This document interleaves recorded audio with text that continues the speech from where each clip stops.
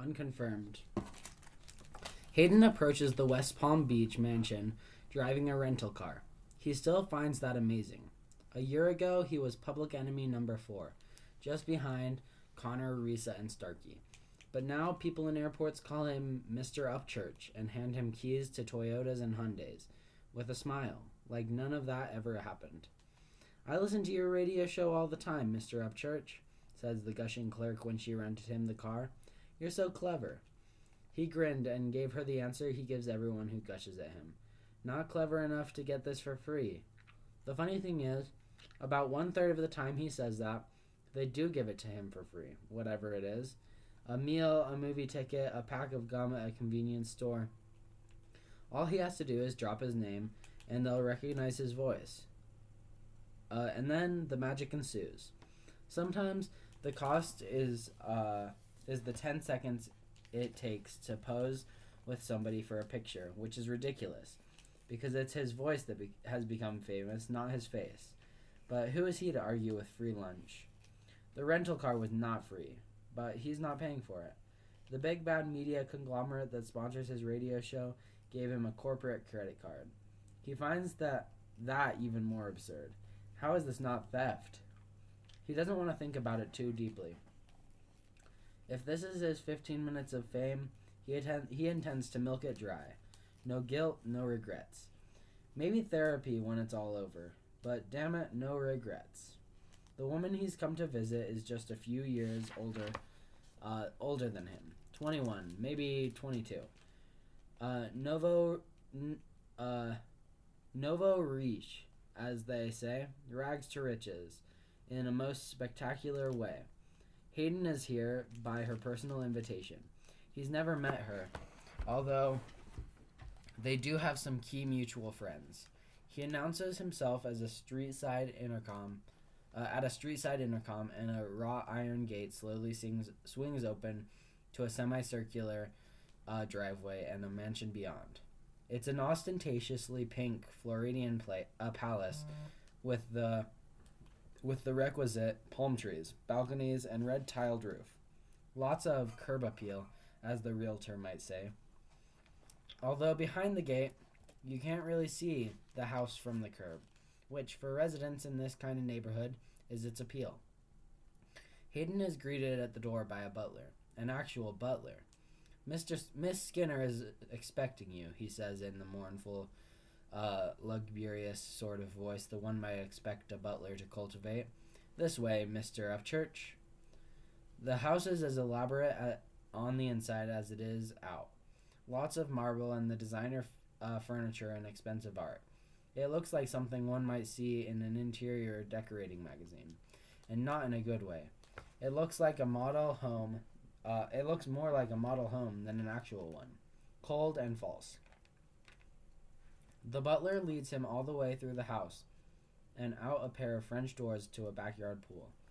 Grace Skinner isn't lounging by the pool, though. Instead, she's on the far side of it, in front of a little guest house. She sits there with an easel painting. As Hayden approaches a step behind the butler, he can see her canvas. It's a dog, or a horse, or maybe a giraffe. He can't be quite sure. It's either avant-garde or just very, very bad. She is so absorbed in her work she doesn't notice that they're approached. The butler politely clears his throat, twice. She finally looks up. "Oh, looky who came right out of the radio." She stands up, as tall as Hayden, and he's pretty tall. She reaches out her hand to shake, but then pulls it back before he can. "Bad idea. Not unless you want your hand covered in oil paints. Stuff's a bitch to get out of your skin. And don't even get me started on clothes." "Shall I bring more lemonade?" the butler asks. Yeah, good idea," Grace tells him. The butler takes a platter with an empty carafe and heads to the house. Sit, she tells Hayden. He does, a bit bemused by her chummy manner. He likes her far more than he likes her house. She points to her painting. "What do you think?" she asks, but doesn't wait for an answer. "It sucks, right?" Hayden smiles.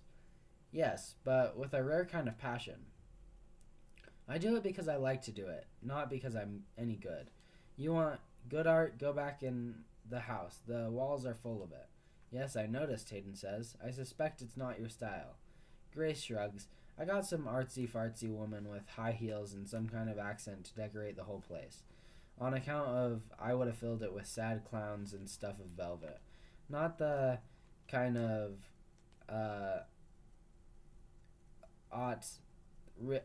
rich people are supposed to like. But it's your house. You should fill it with the things you like. Grace waves the thought away. I might own it, but it's not where I live. She points to the guest house. This is where I live. The big house is too cold and scary lonely at night. I got it because I could, and because it's supposed to be an investment. She tells him all about how her deal with Rifkin Medical Instruments for Sonia's organ printer made her a king's ransom, and how some highly strategic investments of her own parlayed it into a true embarrassment of riches. I got these financial advisors who tell me don't do this and don't do that, but my investment strategies always pay off and make them look like morons, which is why I keep them. I like making people who think they know everything look like morons. So anyways, now I got more money than God, as they say. Well, maybe not God, but his cousin at least, if he had one. Does he? Well, if he did. Hayden laughs out loud, and Grace looks a bit embarrassed, which was not his intent. He finds her attitude so refreshing. So what are you going to do with all of it? Hayden asks. Grace shrugs. Play, she tells him. Maybe buy an amusement park or something, and give a bunch away to folks who deserve it. She looks to the mansion. I've been throwing parties for the poor people in the house to keep the place from being so empty all the time. And everyone deserves a fancy night out in a place you got to be invited to, especially poor folks who never get invited nowhere by anyone who isn't family. I buy them gowns and tuxedos that they get to take with them when they go, and I feed them the kind of meat you don't got to put ketchup on. I make them my family on account of my real one didn't work out so well. She looks away, then, probably thinking about her brother. Hayden never met Argent, but he knows he played a crucial role in saving Connor from a ruthless black marketer. So I imagine you invited me here because you want me to interview you on my radio show, Hayden says. I don't want to talk about that yet, she says. The butler arrives with lemonade and chocolate chip cookies. Eat, drink, and be merry, she says. Isn't that how it goes? There's a second part of that expression, Hayden points out, but it's not nearly as fun. So you were with Connor and Risa down in Sonia's basement the first time they were there? Huh? She asks with her mouth full of cookie. Once upon a time. Wasn't no fairy tale, I'm sure. A different kind of grim. And then you was with them in the airplane graveyard. That's when you started the Radio Free Hayden thing, right? You know a lot about me. Grace shakes her head. Just the stuff Connor told me and the stuff you say on your show. You know, you talk about yourself an awful lot. I know, it's a bad habit. So, where are they? Grace asks and says no more as she waits for his answer. When he isn't forthcoming, she asks, I mean, you were closer with them than just about anybody, so you gotta know where they are now, right? Hayden sighs. Not exactly. The fact is, ever since that infamous TV interview that Connor and Risa did more than 6 months ago, he hasn't heard from them. No one has. He could hardly blame them. Hayden wasn't there. He just heard about it like everyone else. It was a big deal. An interview on a national primetime talk show. How the guy got a gun into the studio audience is still a mystery. There were metal detectors and security up the wazoo, and then some. It was, after all, their first public interview after their testimony before Congress.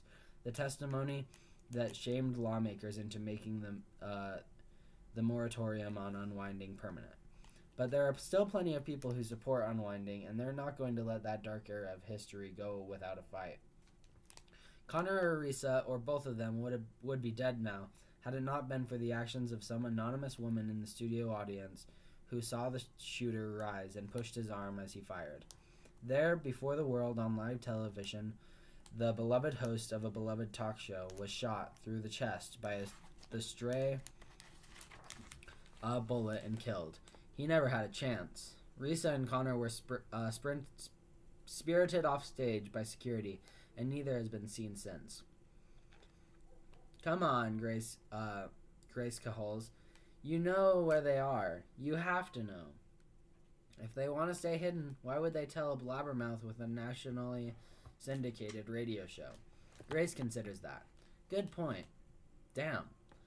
There are a few theories out there, of course, as to where Risa and Connor are. Some people think they've joined Lev on the Arapache Reservation and are enjoying peaceful sanctuary there. Others say that Connor, Risa, and Connor's family entered the Witness Protection Program, and all have brand new identities. But with faces that recognizable, Hayden can't imagine how they'd remain anonymous for long. Conspiracy cooks think they're in a high-security prison or dead. Religious cooks think they've been raptured. Every tabloid claims unconfirmed sightings. And the Where's Connor and Where's Risa t-shirts that were so popular before they resurfaced at the Washington rally are back in vogue. Too bad for them. The more they try to hide from their legend, the more it asserts itself. Hayden, on the other hand, has no problems with fame or infamy. He loves the vitriolic haters as much as he loves the fans who adore him. To be the cause of such passion tickles him to no end. And of course there's the free stuff. I got a theory, Grace says, and I'm very good with theories. Theories in games and strategies. So tell me what you think. I'm listening.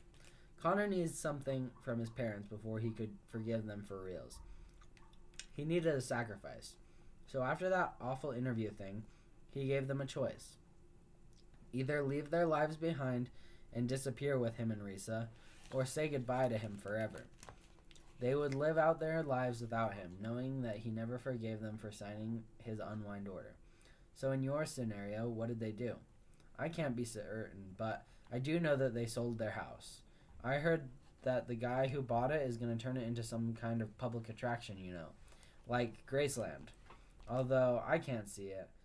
I mean, it's just a house. But then Graceland is also just a house. I've been there and I wasn't all that impressed, so I guess it's possible.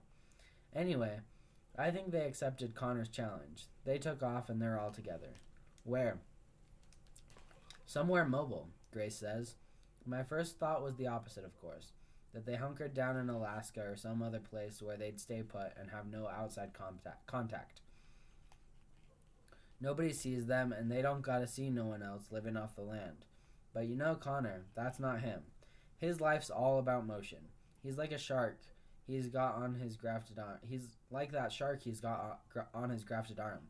He's got to keep moving or die. So I think they got themselves some sort of sailboat or catamaran. Nothing fancy. I mean, his family wasn't rich, just a simple kind of boat.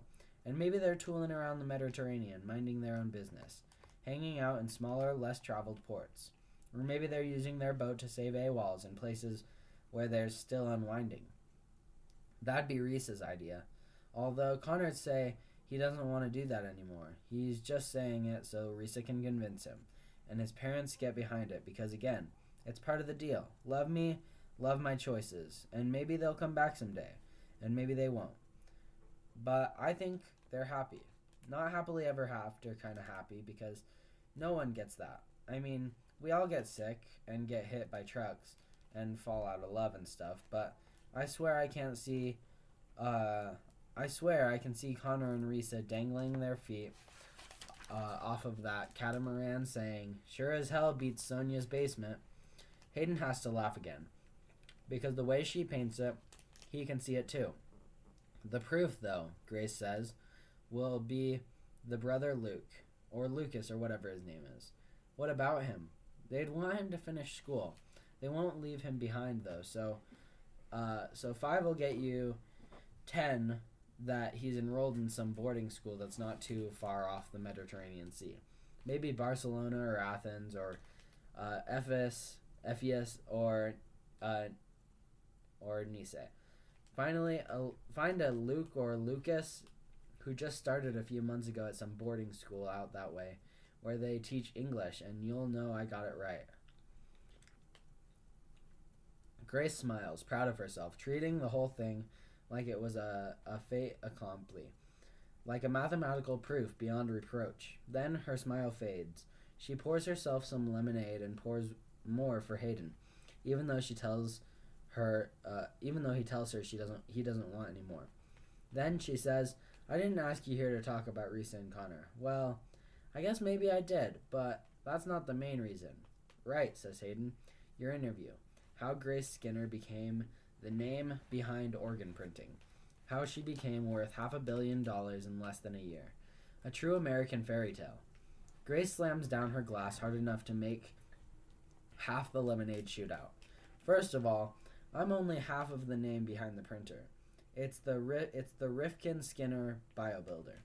Rifkin made it. I just handed him Sonia's broken prototype, and he got it to work. And I still feel pretty damn guilty I didn't insist they call it the Rifkin Reinshield BioBuilder after Sonia and her husband.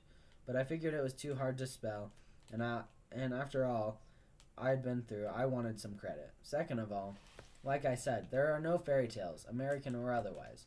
And third, I don't do interviews because they make me sound stupid. And I'm tired of sounding stupid because it makes me feel stupid, and I never want to feel stupid again. I got enough money so that no one calls me stupid to my face, but I don't want them saying it behind my back neither." "I don't think you're stupid, Grace," Hayden says very honestly.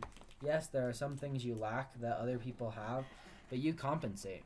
There are things you can do that put everyone else to shame. I don't think you're low cortial. I think you're deep cortial.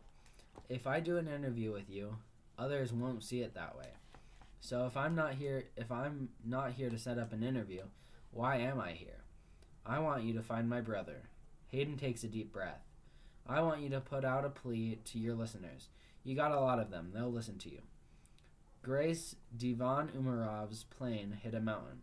The debris field stretched for miles. There were no survivors. "I know, but I got a feeling." "A theory?" "No," she says, frustrated. "I ain't got enough to have a theory. All I got is a feeling, and I can't let it go. They didn't find any part of him, and if there's no proof he's dead..." "Grace, there's a lot of people who are dead with no proof." "I know that, and I know I can't let it go.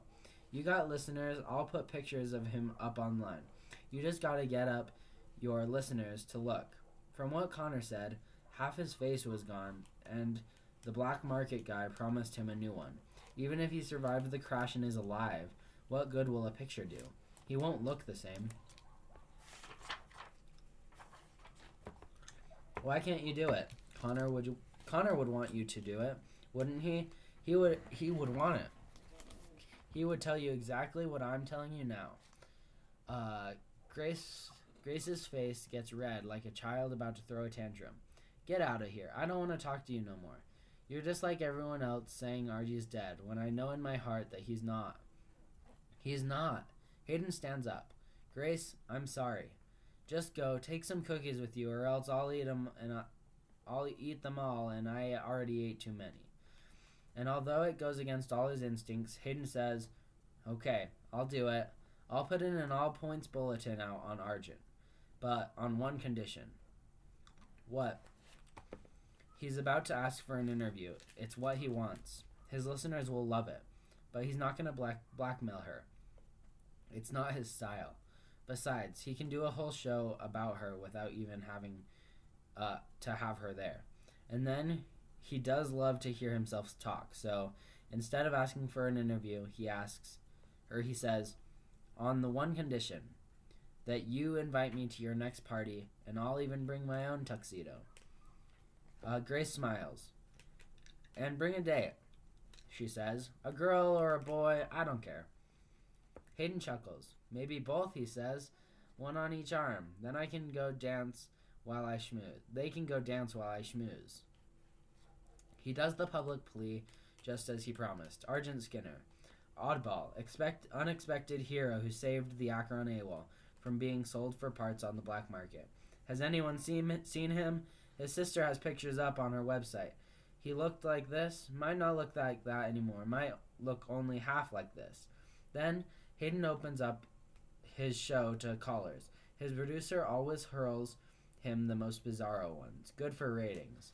One guy talks about the black market and says he knows a guy who knows a guy who knows a girl who escaped from the Burmese Daze, and that she's got 4 arms. Go figure. Another caller that says Argent Skinner is really just an anagram of the Stark Green Inn in Stark, New Hampshire. So that must be where he's hiding. When faced with the fact that the Stark Green Inn was in existence long before Argent Skinner was born, the caller suggests some form of time travel. It's all very amusing and entertaining, but as Hayden suspected, this train leads to various suburbs of nowhere.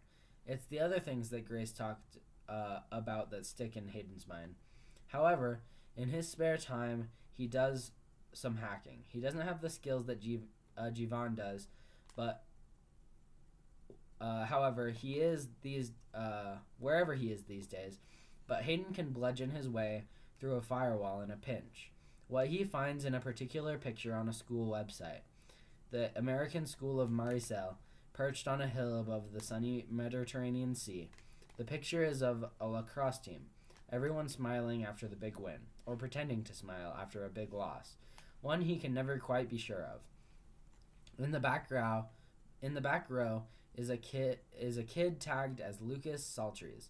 There's a familiar look about him, his smile, his eyebrows, but the proof of this particular pudding isn't in some vague family resemblance. It's in the name. Hayden sincerely doubts that Argent Skinner has anything to do with Stark Green Inn, but Saltries is most definitely an anagram of Lassiter.